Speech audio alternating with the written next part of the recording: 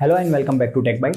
आज यहाँ पर इस वीडियो में हम स्मार्टफोन के एक काफ़ी इंपॉर्टेंट कंपोनेंट के बारे में बात करने वाले हैं। आप में से कई सारे लोग ऐसे होंगे जो स्मार्टफोन परचेस करने के चाहते हैं, तो वहाँ पर देखते होंगे कि ये स्मार्टफोन है उसमें कैमरास कितना है, या फिर कई सारे लोग ऐसा देखते होंगे कि ये स्मार्टफोन में बैटरी कितनी है।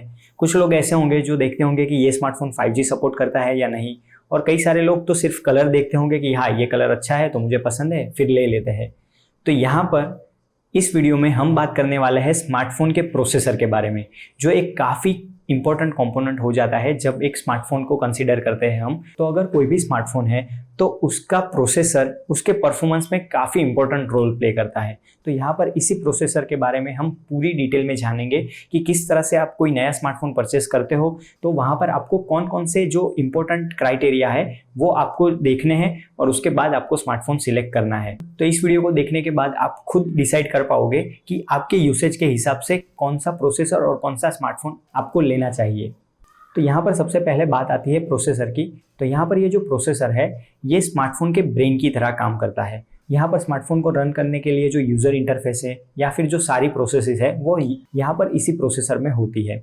यहाँ पर इस प्रोसेसर को टेक्निकल टर्म में कहते हैं SoC यानी सिस्टम ऑन चिप। ये एक टेक्निकल वर्ड है जो कई सारी वेबसाइट में आप इसी नाम से आपके प्रोसेसर की डिटेल देख पाओगे। यहाँ पर हम एक प्रैक्टिकल एग्जांपल लेकर बात करते हैं। यहाँ पर आप देख सकते हो कि ये Realme का Realme X7 Pro एक 5G फ़ोन है जो इंडिया में रिसेंटली लॉन्च हुआ है। और यहाँ पर इसके प्रोसेसर की अगर डिटेल देखें तो यहाँ पर आप देख सकते हो कि नीचे की तरफ इसमें लिखा है Dimensity 1000 प्लस प्रोसेसर, जहाँ पर आपको जो CPU दिया गया है वो है 7 नैनोमीटर वाली टेक्नोलॉजी। उसके साथ इसमें ऑक्टा कोर है और साथ में 2.6 गीगाहर्ट्ज़ की फ्रीक्वेंसी है। ये तीन अलग अलग इन्फॉर्मेशन दी गई है। साथ में है GPU। यहाँ पर GPU दिया गया है ARM G77 और नीचे Antutu बेंचमार्क्स दिए गए हैं जो इस प्रोसेसर की स्पीड को डिफाइन करता है। यहाँ पर ये जो दूसरा फ़ोन है वो है Xiaomi का Mi 11।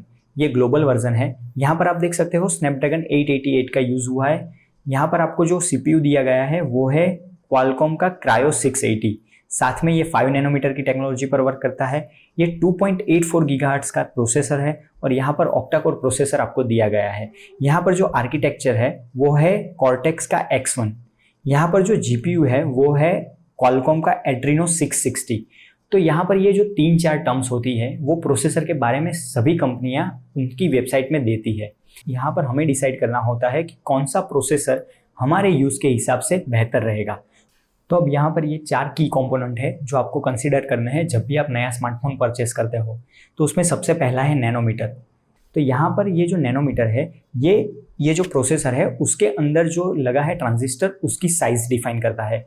यहाँ पर 7 नैनोमीटर यानी कि जो इसके अंदर ट्रांजिस्टर्स यूज़ हुआ है उसकी जो साइज़ है वो 7 नैनोमीटर है। अब इसको प्रैक्टिकली कंसीडर करने जाए तो जो हमारे बाल है उसकी जो थिकनेस होती है वो 1 लाख नैनोमीटर होती है और यहाँ पर ये जो प्रोसेसर यूज़ हुआ है वो है 7 नैनोमीटर। तो आप समझ सकते हो कि कितने छोटे छोटे ट्रांजिस्टर्स यहाँ पर यूज़ होते हैं। और ये छोटे ट्रांजिस्टर यूज़ करने का यही रीज़न होता है कि कम स्पेस में ज़्यादा से ज़्यादा ट्रांजिस्टर यहाँ पर इस चिप में हम लगा सकें।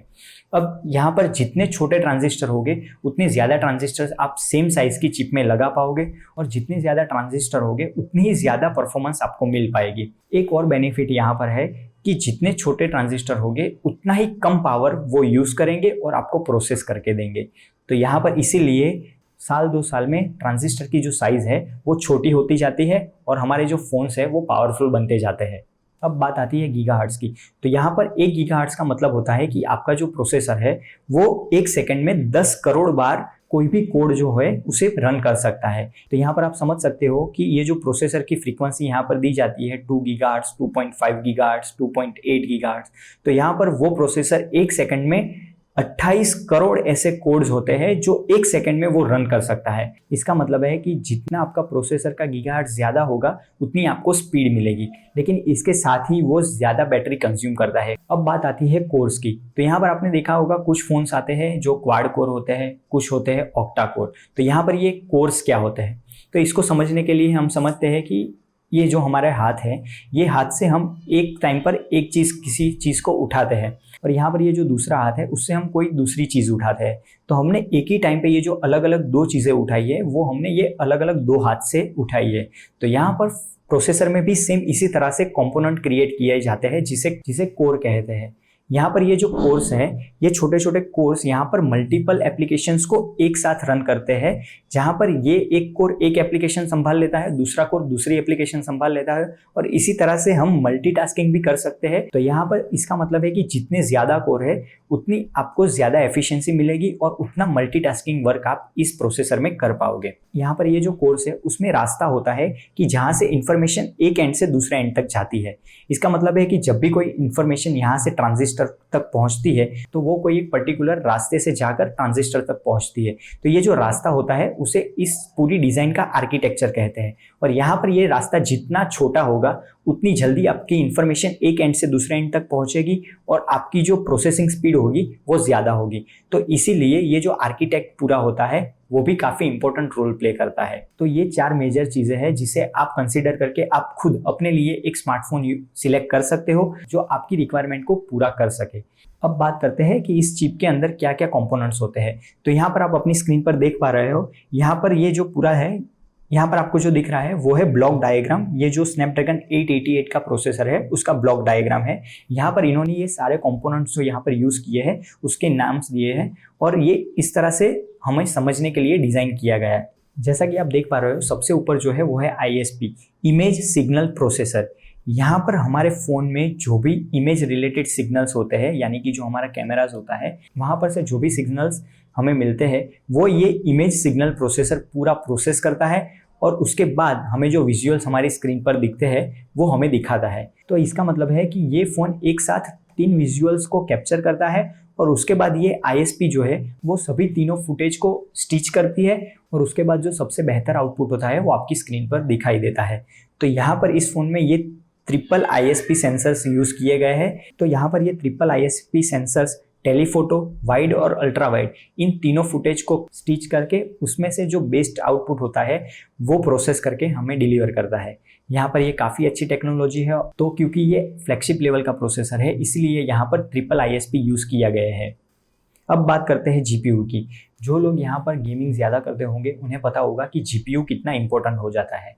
जैसे ही आप कोई गेम प्ले करते हो तो वहाँ पर उस गेम रिलेटेड जो भी ग्राफिक्स है वो ऑन डिमांड ग्राफिक्स जनरेट करना और उसे फास्टर आपकी स्क्रीन पर विजुअली दिखाना, ये सभी जो प्रोसेसेस होती है ये प्रोसेसेस इस GPU के अंडर में प्रोसेस होती है। यहाँ पर अगर आप कोई 4K वीडियो देख रहे हो या फिर कोई फोटो एडिटिंग कर रहे हो तो आपको जो रियल टाइम चेंज दिखाई देता है आपकी स्क्रीन पर, ये सभी जो ऑन डिमांड रिक्वायरमेंट होती है ये सारी प्रोसेसेस यहाँ पर GPU में प्रोसेस होती है। और यहाँ पर ये GPU जो है वो काफ़ी इंपॉर्टेंट रोल प्ले करता है हमारी जो डिस्प्ले है उसके आउटपुट के लिए। अब बात करते हैं प्रोसेसर के बारे में। तो यहाँ पर ये जो प्रोसेसर आपको दिखाया गया है उसमें 3 कंपोनेंट क्रिएट किए गए हैं।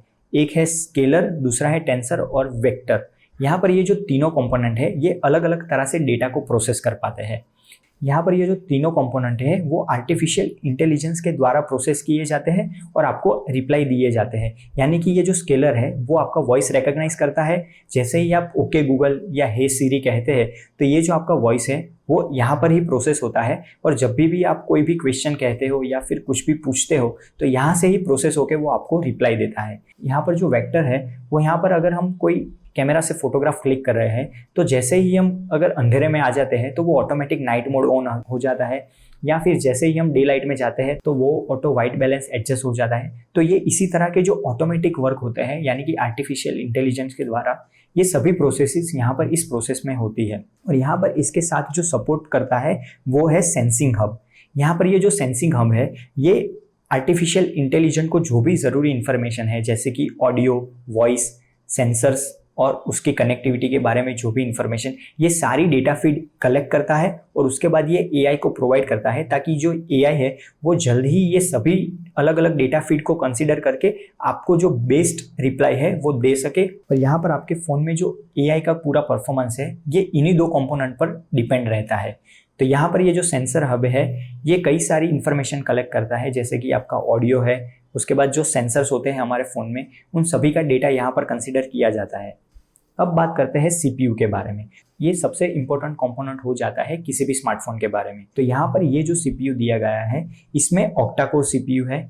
यहाँ पर 8 कोर्स दिए गए हैं। जैसा कि हमने पहले समझा कि अलग अलग जितने अलग अलग कोर्स होंगे उतने अलग अलग मल्टीटास्किंग वर्क आप कर पाओगे, लेकिन यहाँ पर जो डिज़ाइन दी गई है वो काफ़ी बेहतर है। यहाँ पर ये जो प्रोसेसर है उसे 8 कोर में डिवाइड किया गया है।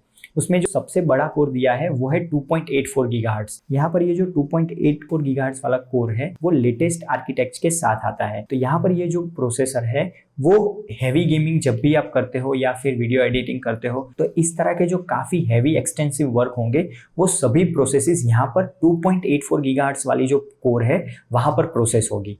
जब भी आप कोई लाइट वेट वर्क करते हो, जैसे कि आप कोई कैलकुलेटर यूज़ कर रहे हो या किसी को कॉल लगा रहे हो, तो ऐसी लाइट वेट एप्लीकेशंस जो भी होगी वो यहाँ पर जो नीचे के कोर्स है 1.8 गीगाहर्ट्ज वाले वहाँ पर प्रोसेस होगी। और यहाँ पर अगर आप मल्टीटास्किंग कर रहे हो, जैसे कि आपने व्हाट्सएप भी खोल रखा है, उसके साथ आप यूट्यूब देख रहे हो, तो सिंगल स्क्रीन में अगर आप स्प्लिट करके देख रहे हो तो इस तरह से एक साथ ये जो दो एप्लीकेशंस आपने ओपन की है, इस तरह की जो नॉर्मल टू हैवी यूसेज है, इसके लिए यहाँ पर 2.4 गीगाहर्ट्ज के 3 कोर्स दिए गए हैं।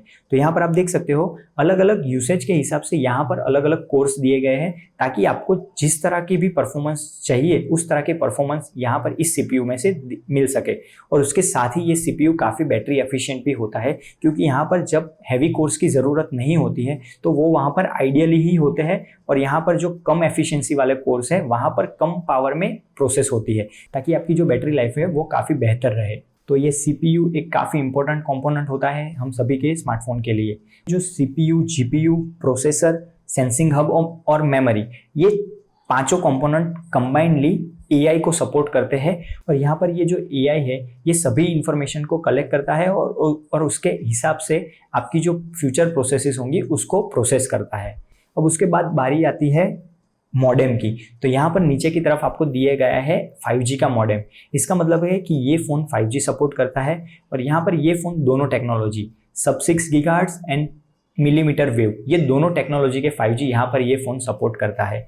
अगर आपको नहीं पता है कि ये दोनों टेक्नोलॉजी क्या है, नॉन स्टैंड अलोन और स्टैंड अलोन 5G क्या होता है, तो हमने इस पर एक पूरी वीडियो बनाई है, वो आप जाकर ज़रूर देखिए। वहाँ पर आप देख सकते हैं कि आजकल जो 5G स्मार्टफोन मिल रहे हैं वो क्या सही में 5G की स्पीड सपोर्ट कर पाते हैं या नहीं, ये सभी हमने उस वीडियो में डिस्कस किया है। तो आप वो वीडियो आई बटन पर क्लिक करके देख सकते हो।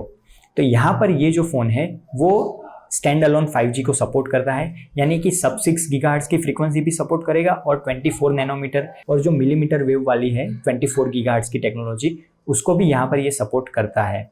तो इसका मतलब है कि कनेक्टिविटी के मामले में ये प्रोसेसर काफ़ी फ्यूचरिस्टिक है।